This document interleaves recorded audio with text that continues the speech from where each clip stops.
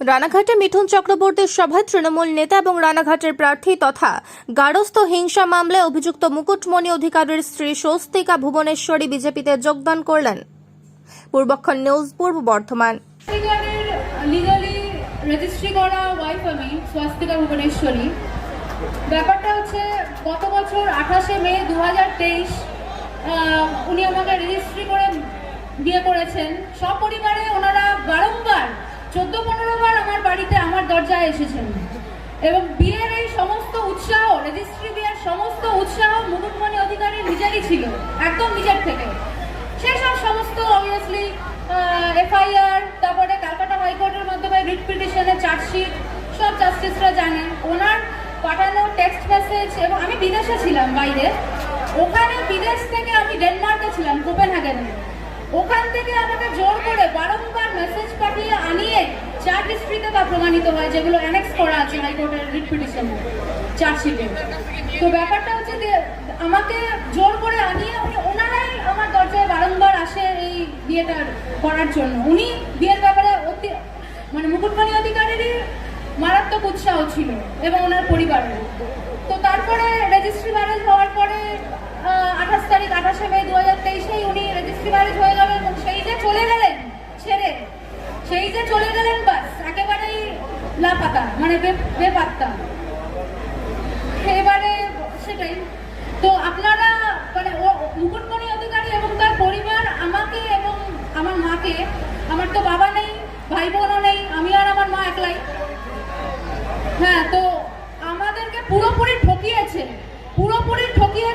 আমার এই খুবই বিনম্র অনুরোধ যে আপনারা কেউ মুকুটমণি অধিকারীকে দয়া করে কোনো ভোট দেবেন না, আমার এই একদমই ভোট দেবেন না। তাহলে আপনাদেরও কিন্তু ঠকতে হবে, আমারই মতন ঠকতে হবে, ঠিক এরকম ভাবেই ঠকতে হবে।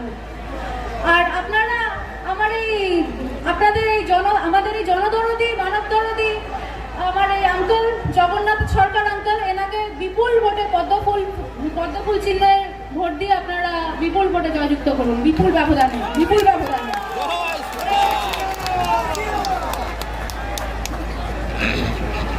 এবার আমার বলার পালা, আমি কিন্তু বলবো না দাদা, এই যে পেছনে এত, ওখানে অনেক লোক আছে, দেখো এত ক্যামেরা হাতে, ক্যামেরা কিনেছো কিসের জন্য? কাউকে তো দেখিনি কথা বলতে, এখন থেকে এলাম সবাই নিকে ধরে আছে, তো সে কাজটা পুরো করো। চলো আমি এদিকে আসছি, ছবি তুলে নাও, চলো।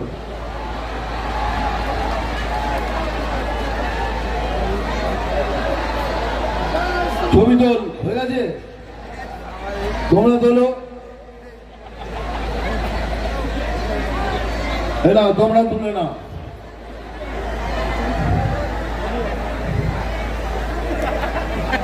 হয়ে গেছে তোমাদের?